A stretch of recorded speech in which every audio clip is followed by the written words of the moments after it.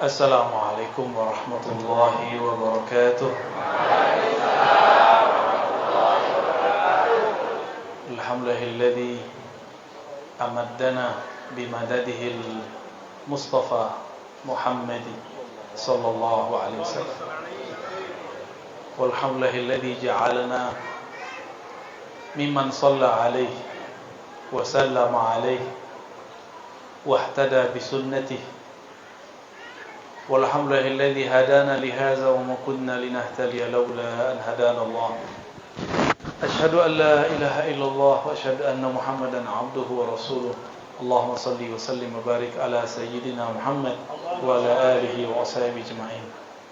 Ma ba'du, para masyayikh, para kiai, para ustaz, tuan guru, semoga beliau-beliau dalam ridha Allah Subhanahu wa taala. Amin. Kepada jamaah yang di dalam kalbunya ada nur. Nur itulah yang menuntun ketemu ulama. Karena nur itu dipancarkan oleh al-budur, rembulan-rembulan. Tapi ketika terbit bulan purnama, maka budur ini ikhtafat al-budur. Hilanglah semua purnama, lenyap dalam purnama Rasulullah sallallahu alaihi wasallam. Kajian kita untuk persoalan yang wajib kita pelajari, siapakah sebenarnya yang ahlus sunnah wal jamaah? Karena banyak yang ngaku ahlus sunnah, ya, benar. Kelompok A ngaku ahlus sunnah. Untungnya Nabi tidak pernah menyebut satu kelompok, sehingga semua orang berlomba-lomba pengen jadi ahlus sunnah. Nabi cuma mengatakan, "May ya'ish minkum min ba'di fasayara ikhtilafan katsira." Hadis Abu Daud. Siapa yang hidup setelahku, maka dia akan melihat perselisihan yang banyak. Terjadi enggak sekarang? Kalau enggak terjadi, Nabi bohong. Mungkin enggak Nabi bohong? Berarti wajib terima. Ridho enggak dengan perpecahan ini? Harus ridho. Kalau ridho, muncullah rahmah.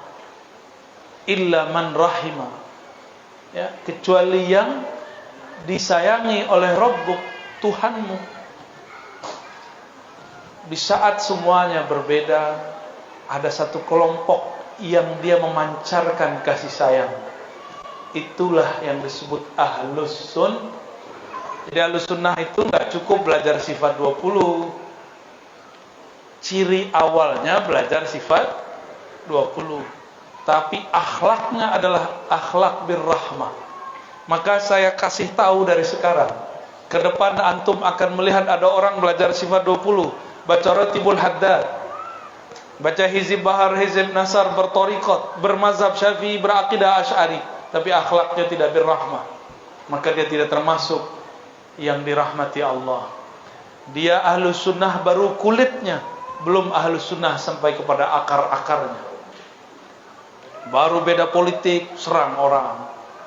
Baru beda mazhab, langsung kata-katai orang. Nanti akan begitu. Jika itu terjadi, pastikan dia baru ahlus sunnah zahirnya, belum ahlus sunnah akhlaknya, ya. Apalagi kelompok yang membid'ahkan sifat 20, tidak bermazhab, tidak bertasawuf, tentu lebih parah lagi. Mereka sudah di luar lingkaran ahlus sunnati wal jamaah. Kenapa kita kemudian mempertanyakan itu? Karena tidak sedikit orang bertanya, benarkah akidah Asy'ariyah itu sifat 20 itu ahlus sunnah? Benarkah bermazhab itu ahlus sunnah? Benarkah bertarekat sufi itu ahlus sunnah? Banyak orang bertanya. Guru kami Maulana Syekh Hasan Hitu pernah ceritakan mungkin di beberapa majelis. Beliau mengatakan, pertanyaan paling konyol yang disampaikan kepada beliau itu bahasa halusnya. Mau bahasa kasarnya enggak? Pertanyaan paling bodoh, itu bahasa kasarnya. Kita pakai bahasa yang lembut aja ya. Yang penting antum udah tahu. Pertanyaan paling konyol yang tanyakan kepada beliau seumur beliau seumur belum mengajar akidah Ahlussunnah, fikih Ahlussunnah, tasawuf Ahlussunnah. Syekh Hasan itu ini tamatan Azhar. Tamatan mana? Orang Suriah. Pertanyaan yang paling menggelikan beliau adalah, hal Asy'ari Ahlus Sunnah? Apakah akidah Asy'ari itu Ahlus? Itu paling lucu bagi beliau, paling aneh. Di Batam sudah mulai ada pengajian begitu ya, yang mengatakan Asy'ariyah sesat. Benar ya? Saya dengar-dengar begitu barusan. Pekanbaru udah ada yang begitu, Jakarta sudah ada begitu. Lah kiainya diam-diam aja ya. Mulai kita bersuara, harus bersuara. Wah, takut polemik. Mereka ngajak polemik, antum diam. Faqatiluhum min haitsu qataluukum. Bersikap menyerang itu boleh sebatas mereka menyerang kita. Dia serangannya opini, kita buat opini. Dia pakai sosial media, wajib antum pakai sosial media. Kan sekarang nggak mesti buat TV toh, bisa buat channel YouTube ya. Udah buat, isi ruang-ruang itu. Karena banyak orang yang tidak sempat hadir seperti antum. Mereka berangkat kerja dengerin YouTube, pulang kerja dengerin YouTube. Ada yang lagi di kapal dengerin YouTube, ada yang lagi berangkat pakai kapal 2 jam, 3 jam. Maka harus kita isi. Ya, semoga para kiai ini jangan khumul-khumul terus ya. Ikhlas wali itu gak ada urusan sama terkenal gak terkenal. Wali itu rahasia hamba dengan Allah. Terkenal gak terkenal urusan lain ya. Viral gak viral urusan lain. Yang penting jadi kekasih Allah Subhanahu wa ta'ala. Ini beliau yang ngomong, masih hidup. Masih hidup. Saya belajar kepada beliau tahun 2006, 2007, 2008. Syekh Hasan itu tamatan Azhar.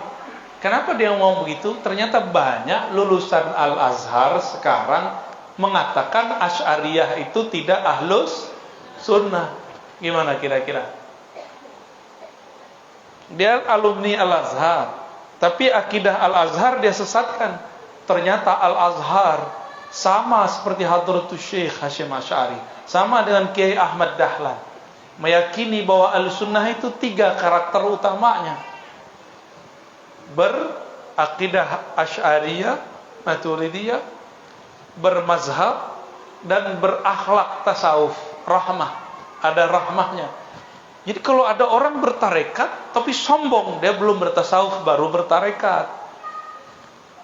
Ada orang bertarekat merasa dirinya jadi Tuhan, nah, itu kurang ajar sama Allah itu.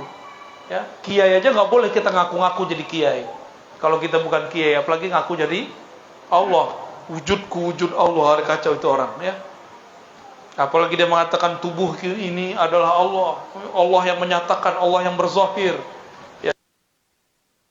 Kurang sopan kepada Allah Subhanahu wa ta'ala.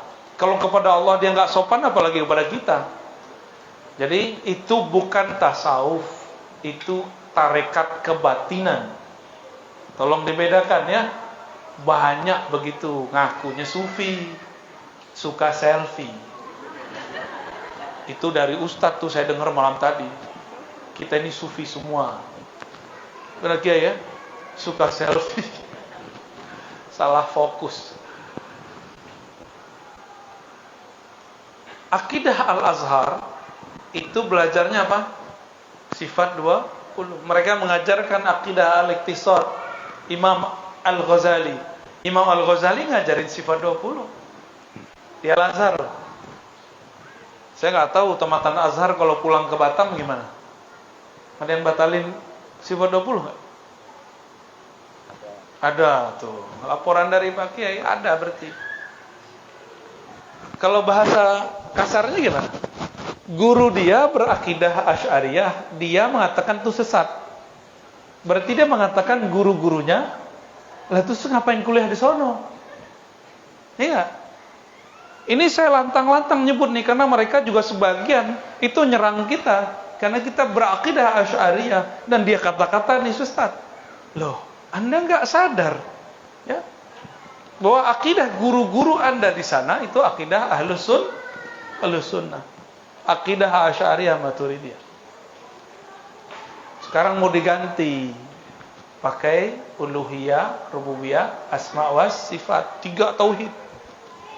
Yang paling lucu, 3 tauhid itu dianggap tauhidnya para nabi. Jadi di kitab mereka, saya nggak usah sebut nama kitabnya, terantum cari lagi ya. Apa katanya? Inilah akidah para nabi. Akidah para nabi. Kapan nabi bagi tauhid jadi 3? Ya. Ada nggak nabi bagi tauhid jadi 3? Bagaimana sifat 20? Kita nggak pernah bilang nabi bagi sifat 20. Tapi ulama membaginya jadi 20. Imam Asy'ari mengatakan di kitab Al-Ibanah, inilah akidah Ahmad bin Hanbal. Nggak berani Imam Asy'ari bilang ini akidah para nabi. Nggak sopan, nggak ada sanadnya itu. Kita bilang ini akidah guru kami dulu. Guru kami punya guru, gurunya punya guru, nyambung kepada sang maha guru Rasulullah SAW. Pasti ada perubahan penjelasan. Kalau begitu nggak masalah. Misalnya imam kami berijtihad membagi tauhid jadi 3, bagi kita nggak ada masalah. Tapi kalau dia katakan akidah salafus soleh 3, coba tunjukkan 1 kitab saja yang membagi tauhid jadi 3 dari ulama salaf. Salaf itu khairul qurun qarni, Bukhari, Muslim. Sebaik-baik kurun abadku, lalu abad setelahku, summal ladzina yalunahum, summal ladzina yalunahum, 3 abad. Sampai tahun 300, Imam Bukhari, Imam Muslim, Imam Ibnu Majah, Imam Tirmizi tidak pernah membagi tauhid menjadi 3. Antum nggak percaya? Khatamin aja sendiri Sahih Bukhari ya. Ada yang udah khatam? 42 hadis saja belum khatam-khatam sama kiai. Benar gak? Ngaji hadis arba'in udah di tahun kapan gak khatam-khatam? Ngakunya ikut sunnah, tapi dalilnya cuma itu-itu aja dari kemarin ya. Imam Asy'ari dalam kitab Al-Ibanah mengatakan inilah akidah yang diajarkan oleh Imam Ahmad bin Hanbal. Kenapa beliau ngomong begitu? Karena beliau berguru kepada murid Imam Ahmad, namanya Imam Zakaria As-Saji. Wafatnya sekitar tahun 297 Hijriah. Tahun berapa wafatnya? Sekitar tahun 297 Hijriah. Perkiraan para ulama, karena dulu nggak ada KTP, nggak ada catatan sipil, nggak ada dulu. Tapi ulama nyatet perkiraan. Imam Asy'ari tobat kira-kira tahun 95. Sebelum beliau menjadi alirannya ikut Mu'tazilah, kecilnya ngaji sama Imam Zakaria As-Saji. Mereka buat cerita palsu, ya. Apa cerita palsunya? Imam Asy'ari 3 periode. Kalau dengar periode ingat apa nih? Ingat apa nih? Wah, itu kan antum sensitif telinganya. Belum juga 2024. Imam Asy'ari periodenya 3, tapi bukan seperti yang mereka katakan. Pertama Ahlus Sunnah, yang kedua Mu'tazilah, lalu balik ke Ahlus 3. Betul 3, tapi bukan seperti yang mereka ceritakan. Kalau yang mereka ceritakan apa? Mereka buat-buat cerita palsu tentang imam kita. Asy'ari itu awalnya Mu'tazilah. Jadi lahir udah jadi Mu'tazilah. Lucu nggak tuh? Terus menjadi Kullabiyah. Ada namanya Tauhid Imam Ibnu Kullab. Lalu menjadi Salafiyah. Salam. Jadi beliau jadi Salafi. Oke. Hebat juga ya. Kita cek, cari-cari itu. Oke lah. Kita anggap kitab Ibanahnya adalah kitab ajaran Salafinya. Saya bolak-balik dari awal sampai akhir nggak ketemu dia bagi tauhid jadi 3. Uluhiyah, rububiyah, asma wa sifat. Nggak ada. Ada lagi yang dicatut namanya Imam Abu Ja'far At-Tahawi. wafat lebih awal dari beliau, tapi lebih tua. Imam At-Tahawi punya kitab akidah salaf. Saya buat di Pekanbaru dulu 2 kali daurah. Ya, mungkin next kalau umur panjang kita buat daurah di Batam, ya. Daurah akidah as-salafiyah Imam At-Tahawi. Lebih tua. Lahirnya sebelum tahun 40, 240 sebelum itu. Imam Asy'ari sekitar 255 atau 260. Lebih tua kan Imam Tahawi? Imam Tahawi wafatnya lebih awal juga, sekitar 321 Hijriah. Pusing nggak dengar angka dari tadi? Itu Imam Tahawi nulis tentang sifat-sifat Allah. Pas kita hitung ya jumlahnya nggak jauh beda. 13 sifat ma'aninya kalau dihitung secara terpisah jadi 7. Sama. Digabung ya jadi 20 juga. Cuma terpisah-pisah disebutnya. Karena di zaman itu belum ada cara merumus-rumuskan. Rumusan-rumusan itu dari ulama. Imam Abu Ja'far Tahawi pun dianggap menyimpang oleh mereka. Karena Imam Abu Ja'far Tahawi meyakini Allah tidak bertempat, tidak berada di satu arah. Nih saya mau tanya nih, kalau sesuatu itu tidak bertempat, ada nggak? Benda nih, tapi nggak ada di suatu tempat, ada nggak dia? Hah? Gimana? Mereka kan mengharapkan filsafat, ya. Saya kan udah lama nggak pakai filsafat.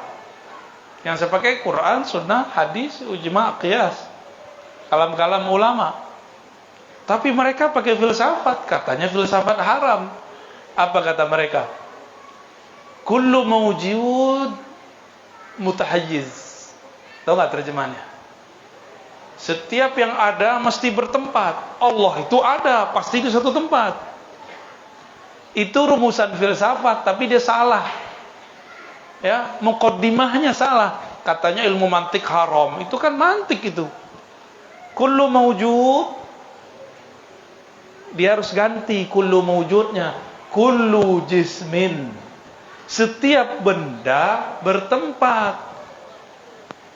Bukan setiap berwujud itu ada tempat. Karena wujud itu terbagi dua. Ada wujud benda, ada yang bukan benda. Ada wujud yang dicipta, ada wujud yang mencipta. Wujud yang dicipta makhluk, wujud yang mencipta wujud yang dicipta benda, yang mencipta Allah. Setiap benda mesti bertempat. Coba yang di atas benda bukan? Benda hidup ya? Apa benda mati? Yang di depan saya berada di depan, ya. Arah depan, belakang, kanan, kiri, atas, bawah, itu sebut bahasa Arabnya jihah. Apa artinya? Jihah, arah. Mereka memalsukan akidah Imam Tahawi. Imam Tahawi mengatakan, Ta'ala Allah anil hududi wal ghayat. Ya, Allah Maha Suci dari batas dan ujung. Lalu di kalimat paling belakang beliau mengatakan wal jihatis sit, dan dari 6 arah, apalagi 1 arah. Lalu mereka menuduh saya dan ulama-ulama kita Ahlus Sunnah Asy'ariyah meyakini Allah di banyak tempat.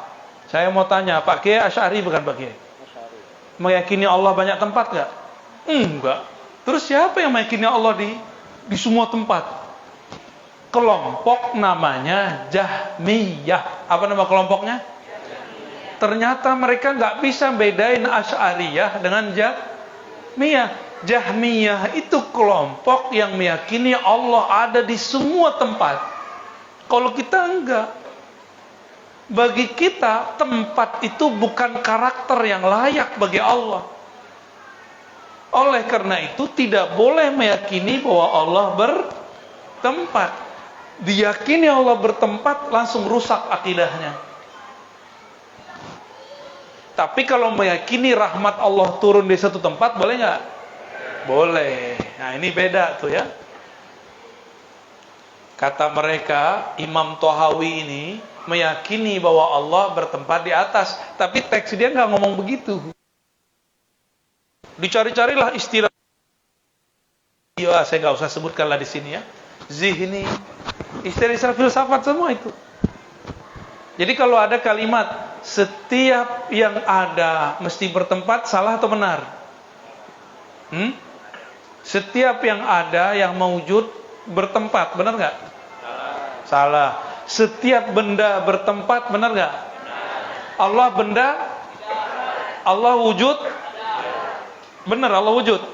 Wujudnya benda atau yang menciptakan benda? Maka yang menciptakan benda perlu nggak satu arah, satu tempat? Tolong bersihkan akidah kita.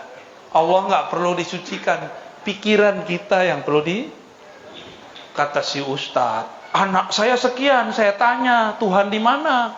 Allah di mana? Aina Allah, bocah. Jawab si bocah-bocah gimana? Aneh mau tanya sama antum, kalau kita punya masalah nih, nanya sama anak kecil apa nanya sama ulama? Yang nanya mana kecil namanya apa? Jangan diterjemahin ya. Ini cuma ngusap doang. Paham? Kalau persoalan fikih tidak ditanyakan ke anak kecil, persoalan akidah kok ditanyain ke bocah kecil, bro? Bro ustaz. Oh, itu fitrah. Ya salam. Fitrah itu kalau dia sudah nonton TV, udah ketemu anak-anak, udah macam-macam, itu bukan fitrah. Yang fitrah itu Nabi Isa lahir langsung ngomong, itu fitrah.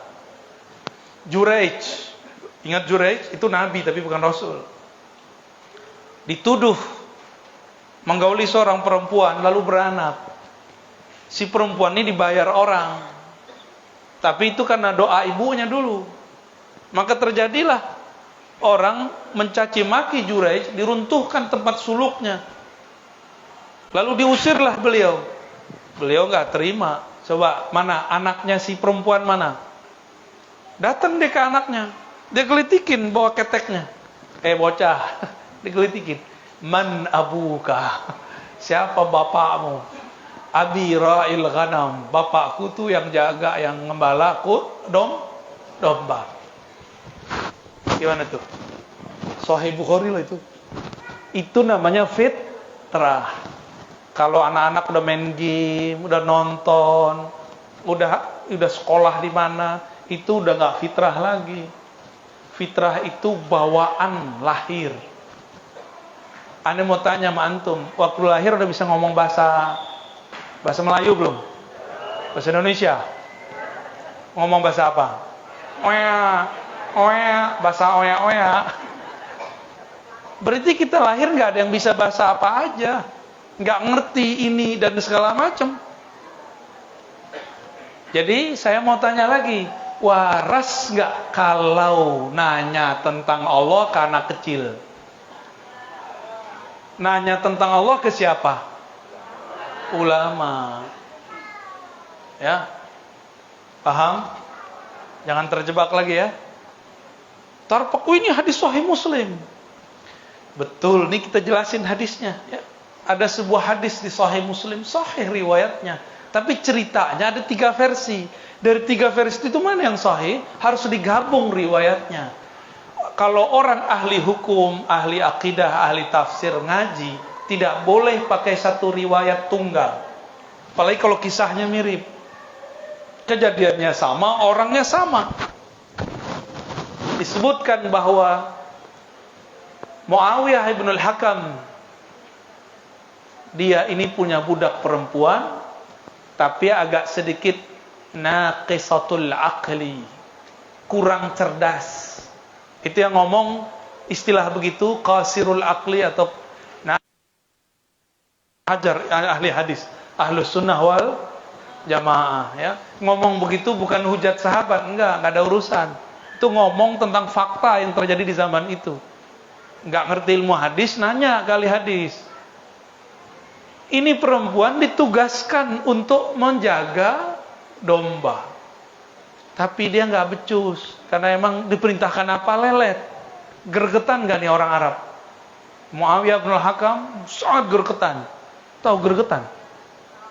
Apa tuh gregetan? Gitu ya. Susah amat, geram dia langsung. Saya ngomong A, kamu pahamnya B. Saya ngomong 3, kamu pahamnya 2,5. Geramlah ini Muawiyah bin Hakam. Sudah berlangsung sekian lama, maka dia datang ke Nabi sallallahu alaihi wasallam. Wahai Rasulullah, in ra'aitaha mu'minatan fa'atiqaha. Jika engkau memandangnya beriman, maka aku akan merdekakan dia. Ada 3 versi. Versi pertama, Ainallah, di mana Allah. Jawaban dia apa? Fis sama, di atas tuh bilang itu. Ada Allah nggak di atas? Saya mau tanya, ini kan dekat musim Rajab. Bentar lagi Rajab, benar nggak? Dalam kisah yang sahih Isra Mi'raj, naik ke langit, Nabi ketemu para nabi atau ketemu Allah? Para nabi, itu nggak ada Allah di situ. Ya gimana dong? Katanya ikut Sahih Bukhari, ya. Lalu sunnah yang mana lagi yang antum pakai tuh? Kalau Sahih Bukhari-nya nggak menyebutkan, di Sahih Muslim disebutkan. Berarti Sahih Muslimnya harus menyesuaikan Sahih Al-Bukhari. Karena riwayat di Sahih Bukhari ada sekitar 5 riwayat, sedangkan ini cuma 1 riwayat. Ada bau kopi nih. Minumlah, minum ya. Antum malu-malu aja. Tapi kalau nyebar kopi, nyebar minum, sebar dulu. Ngajinya ditahan. Nggak apa-apa, ya. Minum aja, minum ya. Jadi nggak minum dia. Keburu kopinya dingin. Alhamdulillah. Di riwayat kedua, Nabi nanya, bukan Ainallah. Pertanyaannya apa? Atashhadin. Apakah kamu bersaksi tiada Tuhan, tiada yang berhak disembah kecuali Allah? Di riwayat ketiga, man rabbuk, siapa Tuhan kamu wahai budak? Kira-kira kalau ada orang mu'alaf nih, ada orang mu'alaf, cara sah dia masuk Islam gimana? Yang mana? Nomor 2 apa nomor 1? Hah? Nomor 3 tuh dalam kubur. Nomor 1 di mana Allah? Nomor 2 apakah engkau bersahadat? Nomor 3 siapa Tuhanmu? Yang mana? Kalau kita prosesi mu'alaf di mana? Nomor 2. Tapi sekarang oleh dia, kelompok dia, syarat seorang ahlu sunnah itu, akidahnya benar itu di mana? Allah. Menyimpang nggak tuh? Katanya ikut sunnah. Ada 3 hadis kok, yang 2 lagi dicuekin, yang satunya dipakai. Hadis itu yubayyin ba'duha ba'dan, dia menjelaskan satu sama lain. Karena rawi periwayatnya dia informan, dia pembawa berita. Kita nggak ngerti sama pembawa berita ini, ya dengerin berita yang lain. Nggak cocok sama TV A, dengerin TV B. Nggak cocok sama channel A, dengerin channel B. Biasa kan begitu. Pokoknya nggak boleh, harus ini. Ada juga di riwayat Imam Malik, ya. Ada beberapa riwayat itu. Lah, datang juga. Ini nggak ada racunnya kan? Tadi yang marah tuh, yang nggak jadi minum tuh. Taib. Dari tadi harum aja dapatnya, baru muncul dia. Taib. Ini masih panas pagi. Coba dulu Bismillah.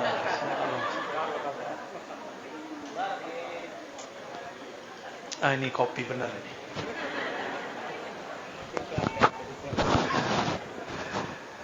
Taib. Jadi kalau ada orang mu'alaf, kita gimana caranya? Di mana Allah? Gitu ya. Begitu nggak? Kita mau mu'alaf, antum coba pegangan ini. Pegang. Di mana Allah? Ainullah. Gitu nggak caranya? Ada nggak prosesi mu'alaf begitu? Nggak ada. Prosesi mu'alaf gimana? Ayo syahadat, gitu kan? Kira-kira gimana? Itu nggak usah pakai ulama-ulama hebat ya, cukup orang-orang kita biasa aja faham. Status keislaman diketahui dari syahadat, bukan ngomong aina Allah. Paham? Jadi kalau antum dibikin ragu lagi dengan hadis ini penjelasannya tadi. Ya, semua riwayat ini sahih. Cuma satunya di Sahih Muslim, ada di Muwatta, ada di Ahmad, ada di riwayat-riwayat yang lain. Baik. Udah jam 2 pakai. Banyak tanya jawabnya kali ya? Ya. Untuk menjaga kesahihan Ahlus Sunnah, maka Syekh Yasin Al-Fadani punya guru namanya Mahfud At-Tirmasi. Ya, kakek guru jatuhnya. Itu beliau menjaga, membuktikan, cek benar nggak akidah kita ini sesuai dengan akidah ulama salafus saleh. Maka Syekh Mahfud At-Tirmasi, beliau kemudian menyebutkan sanad Imam Asy'ari. Ternyata benar ada akidah Imam Asy'ari sampai kepada Imam Asy'ari, sampai kepada Rasulullah sallallahu alaihi wasallam.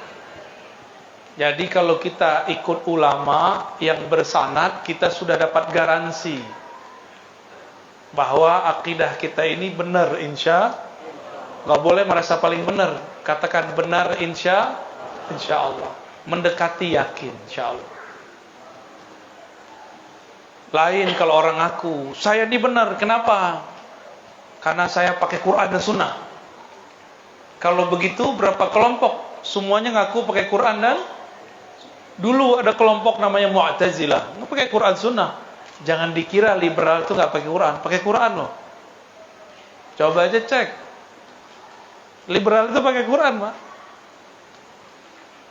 Ayat-ayat toleransi di Quran, pakai Quran semua dia. Nggak pernah dia pakai Injil, Taurat. Pakai dia Quran semua, tapi digiring kemana?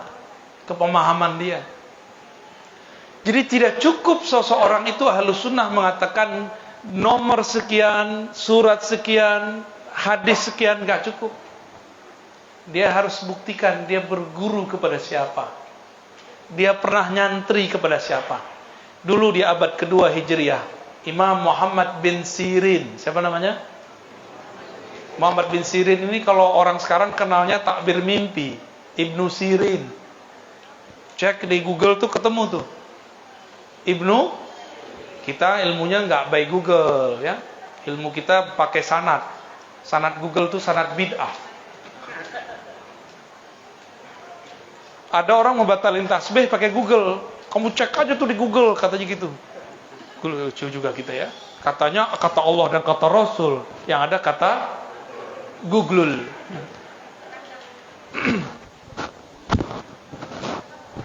Wah, kalau bahas itu jadi panas nggak jadi deh. Ganti topik aja lah. Syekh Mahfud At-Tirmasi, saya kembali aja ke sanadnya berfokus.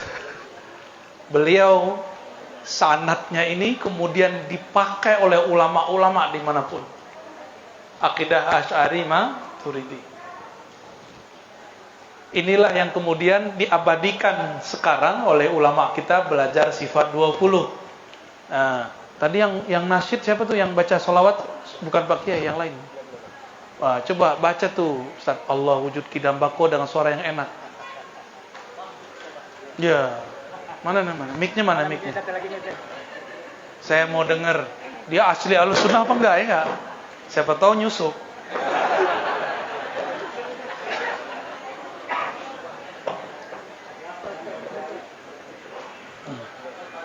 Iya, enggak hafal saya copot tuh kopiannya.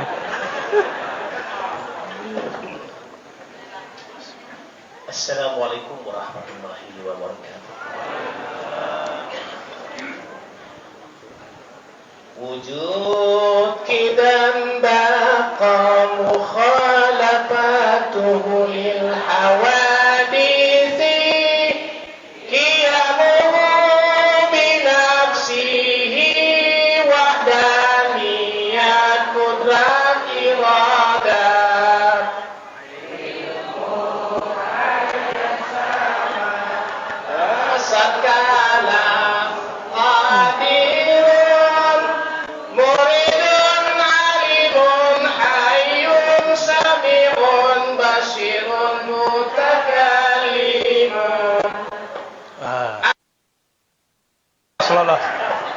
hampir kecopot.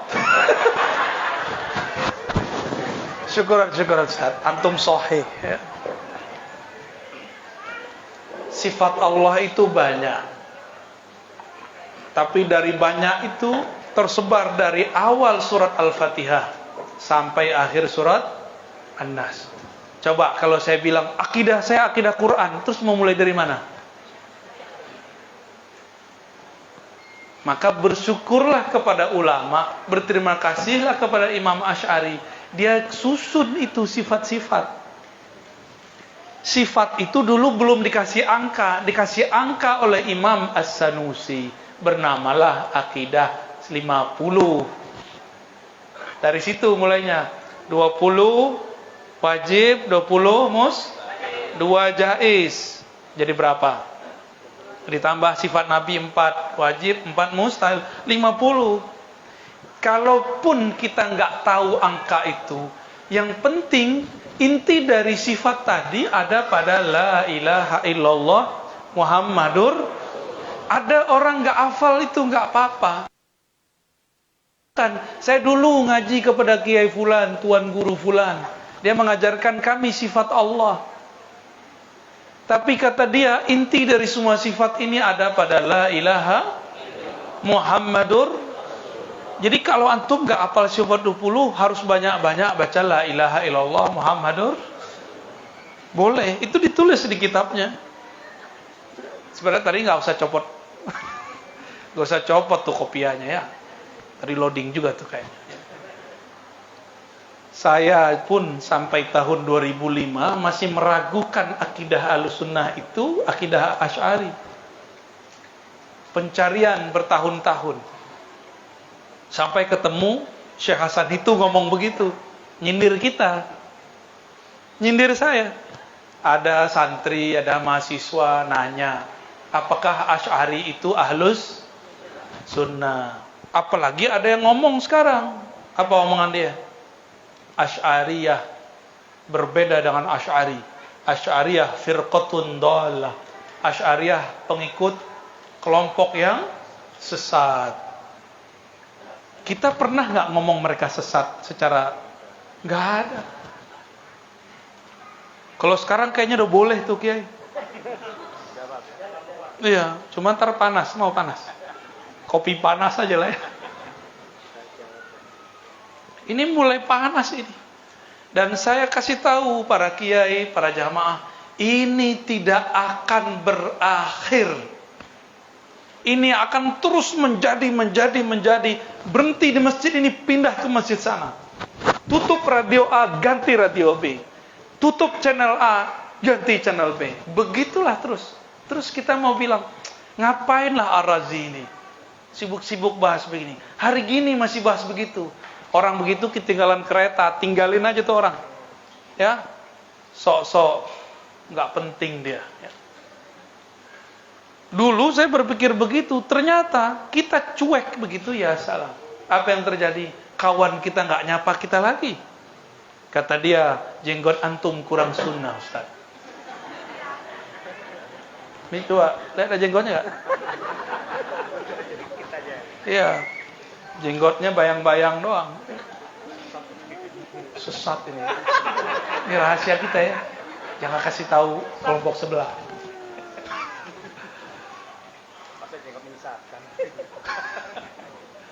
Wah, samping saya ada jenggotnya. Yang Ahlussunnah ini. Ntar pas imam, ini belepotan, ini bagus. Ternyata jenggot tidak menjamin hafalan.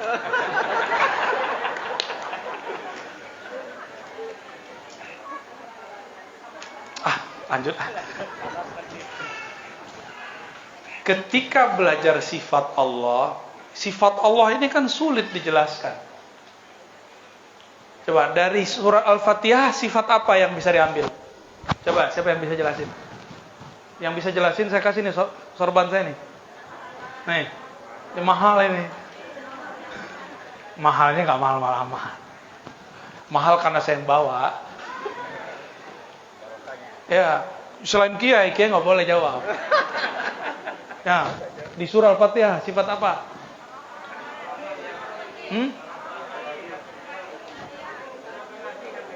Itu sifat atau nama? Itu nama. Selamat. Terima kasih udah jawab ya. Itu nama, lain nama dengan sifat. Nama Ar-Razi. Apa karakter Ar-Razi? Orangnya aneh, tinggi apa pendek? Nyundul langit. Ya, aduh jangan diterubut dong. Yang ngomong cowok sih, kalau cewek ngomong saya percaya ya. Fokus.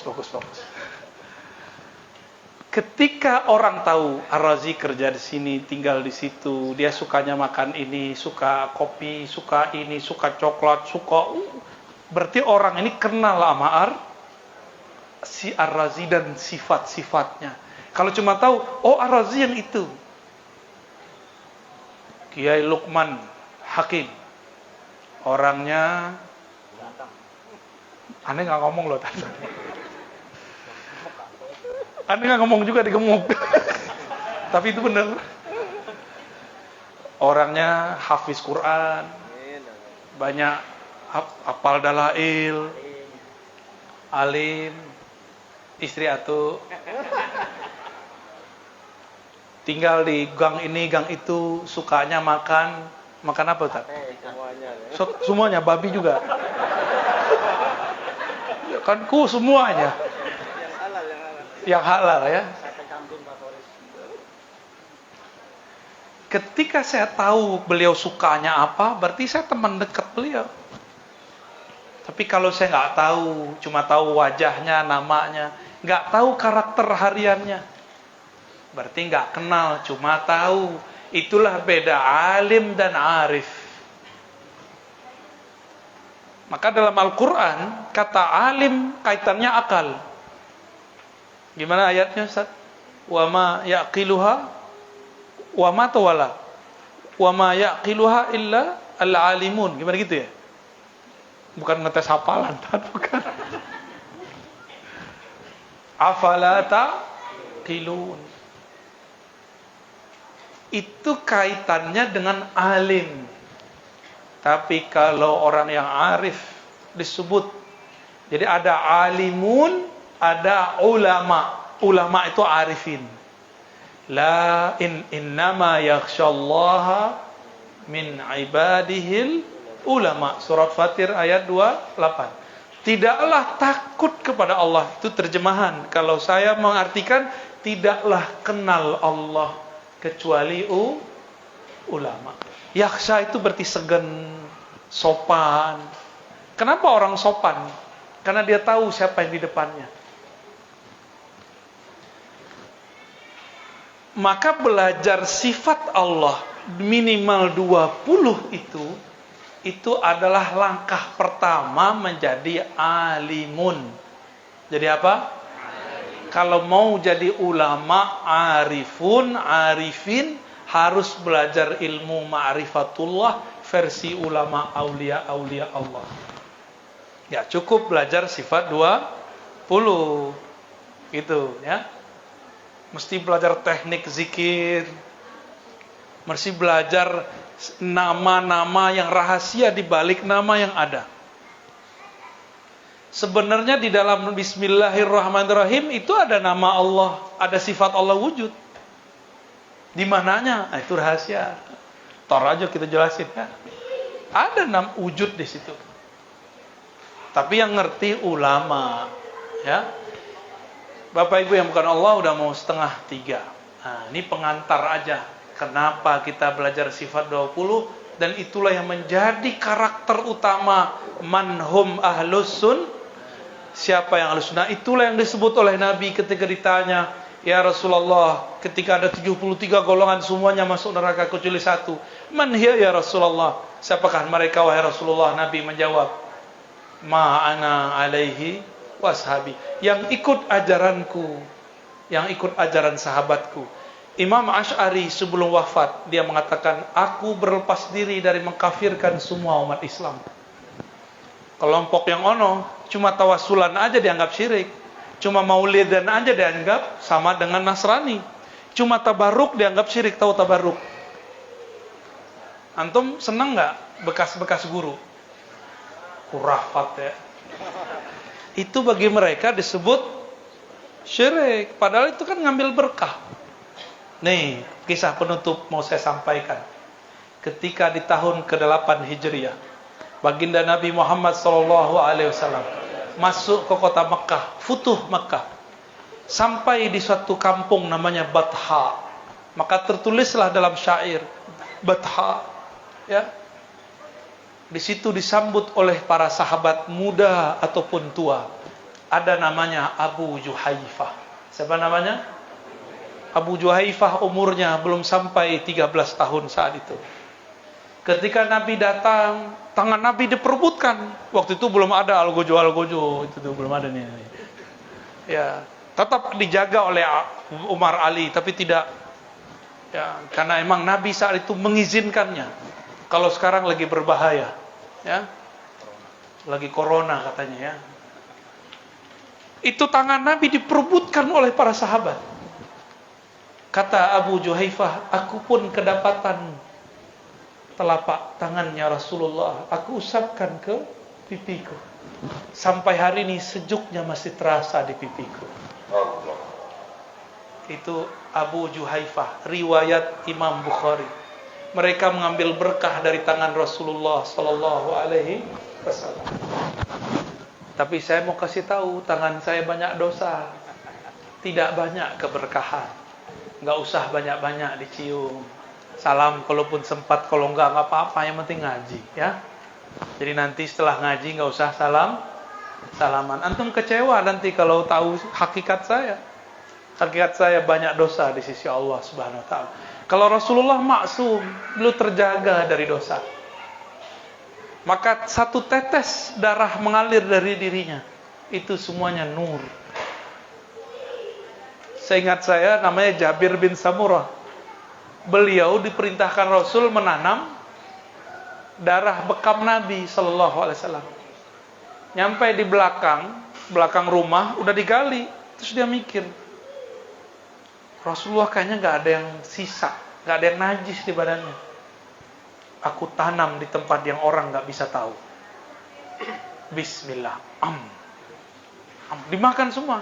Dulu kan kalau bekam nggak pakai tisu, ini ahli bekam nih sampai saya ini. Tapi dia bid'ah bekamnya pakai tisu, pakai kop. Cuma saya suka sama bid'ah itu. Ya ahlal bid'ah.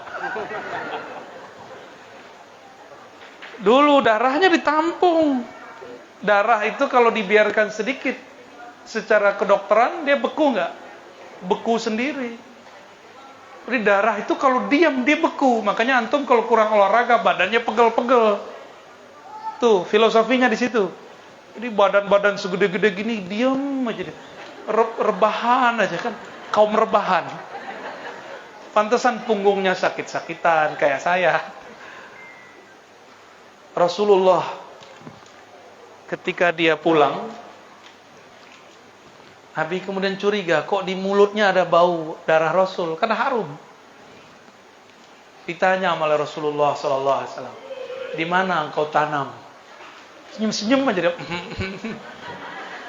Nabi langsung tebak. Dikumpulkan riwayat ini oleh Imam Asyuti dalam Al-Khasais Al-Kubra 2 jilid. Nabi langsung tebak, apakah engkau menanamnya di perutmu? Dia bilang, "Na'am ya Sayyidi." Betul wahai Rasulullah sallallahu alaihi. Kenapa kau tanam? Ya, kan dirimu gak ada ya yang najis dari dirimu tidak ada wahai Rasulullah. Gak ada yang terbuang dari Nabi. Rambut Nabi disimpan istrinya. Disimpan Anas bin Malik. Keringat Nabi diambil Ummu Sulaim, ibunya Anas bin Malik. Apalagi baju Nabi berkeringat dikit diperebutkan sahabat Nabi. Nabi melangkah di mana, itu sahabat kemudian mencium tempat itu. Bahkan ngambil debunya diginiin. Enggak kedepatan Nabi pegang tangan, dia ambil bekas Nabi jalan. Antum jangan cobain sama kita ya. Kita bukan maksum, kita ini hamba Allah biasa.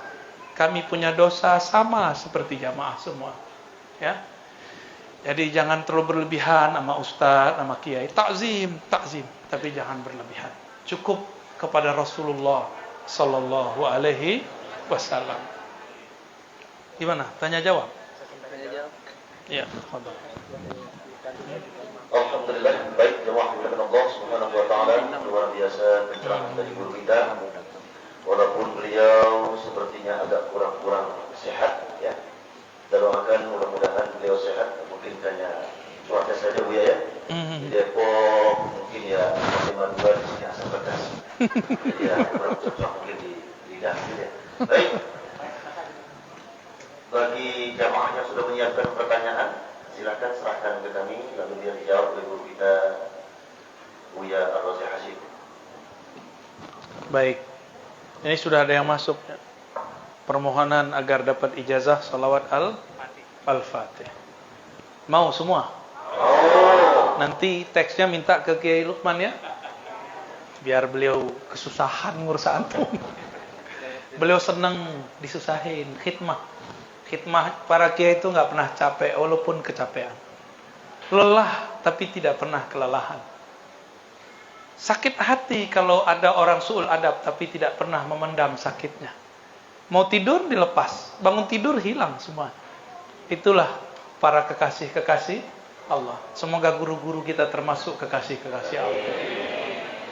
Dengan ini, sebagaimana diijazahkan oleh masyayikh-masyayikh kita, dengan jalur Sidi Ahmad bin Idris Al-Idrisi, Sidi Ahmad Tijani, Sidi Muhammad bin Abdul Karim Samani, Ibrahim Al-Qurani Al-Kushasi, dari mereka semua yang bersambung kepada mereka, ajastukum salawat al-Fatih. Al-Fatihah.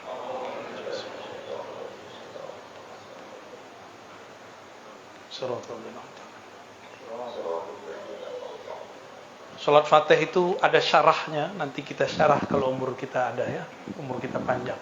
Insya Allah.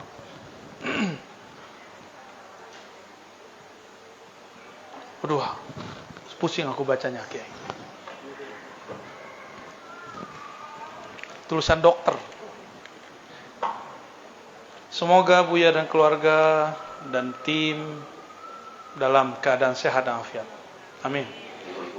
Apakah sama penciptaan makhluk Allah di muka bumi ini dengan penciptaan manusia? Manusia itu dibagi dua, termasuk alam semesta. Ada sisi zahirnya, ada sisi batinnya. Zahirnya semua dicipta dengan iradah dan kudrah Allah, maka berlafazlah, berkalamlah ia dengan kalam kun. Paham? Apa arti kun? Maka terjadilah Adam tanpa ayah dan ibu, terjadilah Hawa tanpa seorang ibu, terjadilah seorang Isa tanpa ada seorang ayah. Jadilah bapak ibu, ada ayah dan ibu. Kalau sekarang ada lagi tuh Maryam baru. Ayahnya bukan gak ada lah, melarikan diri. Adapun ruhani manusia itu hembusan dari Allah Subhanahu wa ta'ala, dan itu yang dirahasiakan oleh Rasulullah. Ya, itu yang dirahasiakan oleh Rasulullah dengan kalam Allah. Wa ma utitum minal ilmi illa qalla. Tidaklah kamu diberi ilmunya kecuali sedikit. Kamu ahli kitab yang nanya, Nabi diberi semua. Maka ilmu tentang ruh itu ada di qalbu Nabi. Inilah yang akan dibagikan oleh Al-Imam Al-Mahdi di akhir zaman. Puncaknya nanti kalau daulahnya berdiri. Kalau umur kita panjang, kita masuk ke masa beliau, kita tidak menjadi pengikut Dajjal, insya Allah dapat tuh ilmu mengenai ma'rifatur ruh. Tapi biasanya sebelum berjuang, beliau pasti sudah menampaikan dan mengajarkan. Wah, ini serius sekali nih, pakai dicetak pakai. Bagaimanakah hukum seorang beribadah yang secara praktek ibadahnya tidak merujuk tata cara ibadah yang diatur mazhab fikih yang 4? Apakah ibadahnya sah, tapi menurut dia aja? Kata sah itu muncul dari mazhab, nggak ada di Quran Sunnah. Antum ngomong sah batal, itu kan literatur kosakata nomenklaturnya ulama ahli mazhab. Berarti buat mazhab sendiri dia, mazhab tanpa mazhab. Orang awam itu enak jadi orang awam. Antum tuh nggak terikat mazhab. Yang terikat kami. Ini para kiai ini terikat mazhab. Mengajarkan Syafi'i. Kalau mengajarkan Maliki harus belajar dari awal. Kalau jadi umat itu enak, bisa pindah-pindah ustadz. Yang penting masih Syafi'i. Ya. Kata Imam Abul Ma'ali Al-Juwaini, mazhabnya orang awam itu mazhab gurunya. Kalau gurunya ganti mazhab. Tapi enaknya kalau jadi guru, tahu cara ngeles dalam mazhab. Jadi ustadz-ustadz ini tahu kapan sentuhan nama istri itu batal, kapan yang enggak tuh dia tahu tuh. Jadi bukan tidak sah, tapi itu namanya sok-sokan. Antum bisa ibadah kalau nggak ada mazhab gimana? Coba kita tanya. Ada orang datang ke saya, nggak boleh pakai hadis Sahih Bukhari, langsung kepada Al-Quran, nggak boleh pakai guru. Saya tanya, kamu tahu dari mana cara baca Quran? Oh, saya diajar bapak saya. Bapakmu itu adalah mazhabmu, mazhab babe gue. Kalau orang kampung saya, mazhab apa den? Nah, ya, paham? Itu mazhab juga, cuma nggak diakui orang di luar. Sehubungan opini publik menyebutkan golongan Syiah itu seluruhnya sesat. Mohon jelaskan aliran Syiah yang tidak dihukumi sesat dan masuk kategori Ahlus Sunnah. Syiah bukan Ahlus Sunnah, titik. Tapi Syiah tidak semuanya sampai kepada derajat fasik dan kafir. Yang kafir itu namanya Syiah Ghulat, Syiah kebatinan, kelompok Qoromitoh. Yang mereka, kelompok sebelah, bilang Maulid itu yang buat Fatimiyah. Fatimiyah itu akidahnya Syiah Qoromitoh. Berarti dia percaya sama perkataan orang kafir kan? Bagi mereka Syiah orang kafir. Orang Syiah ngomong Maulid itu buatan kami. Lah, kenapa ente percaya perkataan orang kafir? Kalau kami tidak mengkafirkan Syiah, kami membagi-bagi. Ada yang kafir, ada yang fasik, ada yang tidak fasik, tidak kafir. Abu-abu. Namanya Zaidiyah. Tergantung kecenderungan dia mana. Dekat dia kalau sunnah, dia hukumnya Ahlus Sunnah. Jika dekat ke Rafidah, dia menjadi Rafidah. Pak Kiai ingat gak waktu di pesantren ngaji Subulus Salam? Subulus Salam itu yang nulis orang Zaidiyah. Maka dia tulis Ali alaihissalam, Hasan Husain alaihissalam. Bagi dia Ali lebih mulia daripada Abu Bakar. Tapi Syiah Zaidiyah tidak pernah mencaci maki Abu Bakar, Umar, Kalau Syiah yang menyimpang itu, yang kita sebut fasik, disebut Syiah Rafidah. Mereka mencaci maki Abu Bakar, Umar, Utsman dan sahabat selain Ahlul Bait. Maka dimanapun ketemu kelompok Syiah, selama dia tidak mengkafirkan atau mencaci maki sahabat, maka dia masih bisa satu majelis dengan kita. Seperti terjadi di Yaman.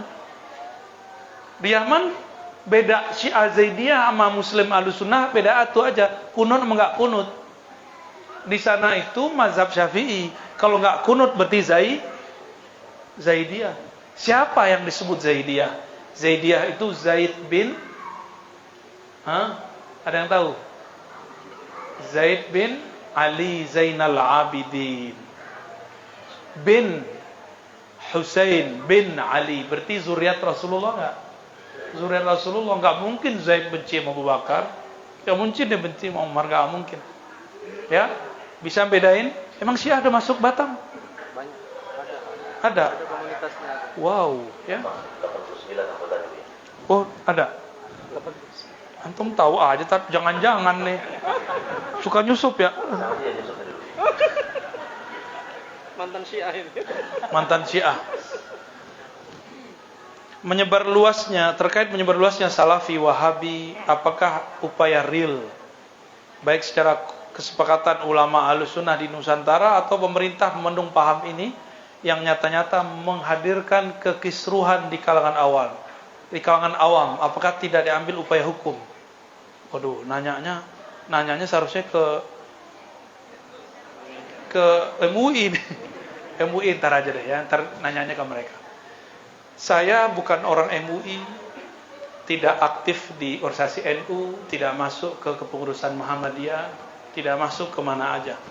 Tapi melihat kejadian ini, maka saya minta isyarat kepada Allah, sholat 2 rakaat, lama dulu sholatnya.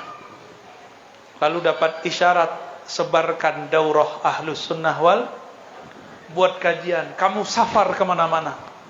Makanya saya datang ke Batam menunaikan itu. Kalau pengen hati di rumah aja, duduk-duduk, tenang-tenang, ngajar online, kan enak. Tapi melihat ini terjadi di mana-mana, maka biiznillah saya ditemenin juga oleh kawan-kawan dari Jakarta, mereka siap membersamai. Dan di sini alhamdulillah Pak Kiai dan teman-teman tim juga siap membersamai. Semoga Bapak Ibu siap juga berjuang bersama-sama. Siap ya. Kita siap-siap begitu bukan berarti kita mau perang sekarang, bukan. Siap untuk mempertahankan akidah yang sudah kita terima dari masyayikh nyambung ke Rasulullah sallallahu alaihi wasallam. Ya. Pakai bahasa kampung, cielai. Tasawuf modern menurut Buya Hamka gimana? Maunya gimana? Saham pemikiran penerapan dalam kondisi sekarang.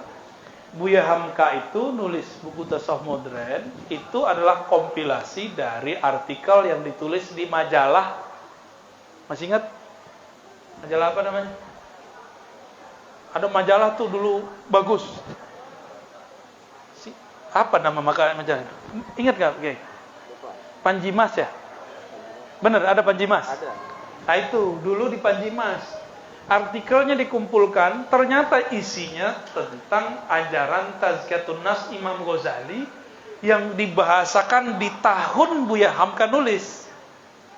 Maka beliau kasih judul lah Tasawuf Modern. Tasawuf modern itu bukan ngomong-ngomong yang aneh-aneh itu, zat aku, zat Allah, bukan. Bagi Buya Hamka, orang yang bertasawuf itu akhlaknya tambah baik.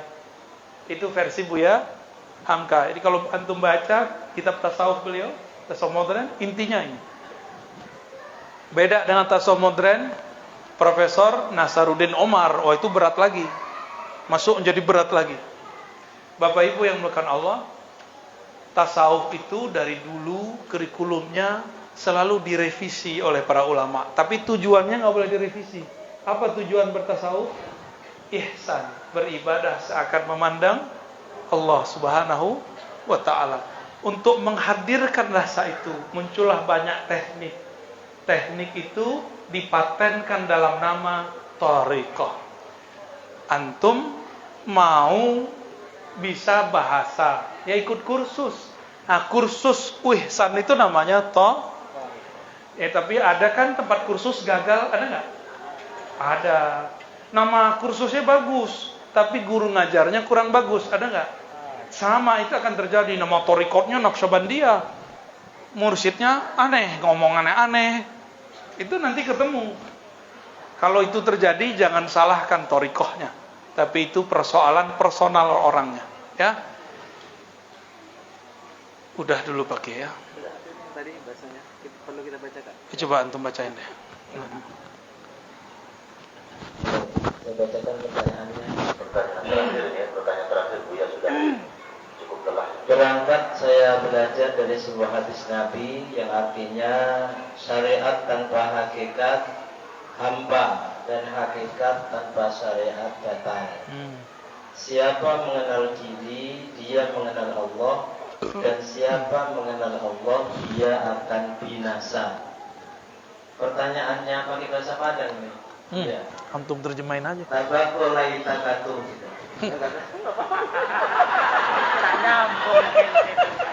Tabaco laitakato, tidak. Tadi, aduh susah saya bacanya ya. Memang tulisan dokter ini. dokter tak pernah diwisuda.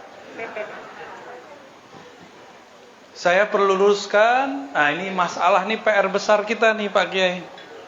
Sahabat-sahabat kita Ahlus Sunnah yang bertasawuf tidak semua menguasai hadis, sehingga tidak bisa membedakan antara hadis dengan bukan hadis. Ini PR kita nih, ya, itu beban bagi saya, karena saya membawa juga syiar tasawuf. Tapi banyak sekali sahabat-sahabat saya para mursyid suka menyebarkan hadis tapi nggak tahu ini hadis apa bukan. Untungnya dia nggak tahu. Kalau tahu itu bukan hadis masih disebut hadis, ahlun nar. Untungnya nggak masuk ke dalam orang yang berbohong secara sengaja. Ini bukan hadis ya.